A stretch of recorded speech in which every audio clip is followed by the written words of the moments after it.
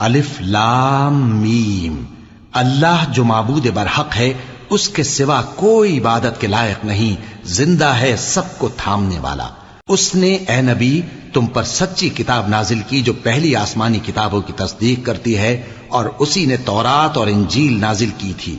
یہ دو کتابیں اس نے پہلے نازل کی تھیں لوگوں کی ہدایت کے لیے، اور پھر قرآن جو حق اور باطل کو الگ الگ کر دینے والا ہے نازل کیا۔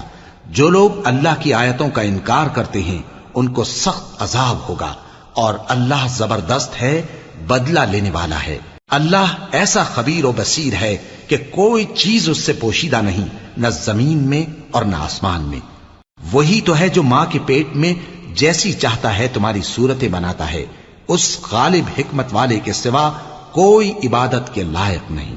اے پیغمبر، وہی تو ہے جس نے تم پر یہ کتاب نازل کی جس کی بعض آیتیں محکم ہیں اور وہی اصل کتاب ہیں، اور بعض دوسری متشابہ ہیں۔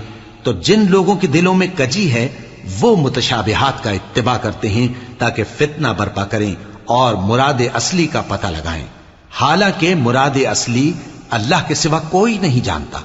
اور جو لوگ علم میں گہری نظر رکھتے ہیں وہ یہ کہتے ہیں کہ ہم ان پر ایمان لائے، یہ سب آیات ہمارے پروردگار کی طرف سے ہیں، اور نصیحت تو عقل مند ہی قبول کرتے ہیں۔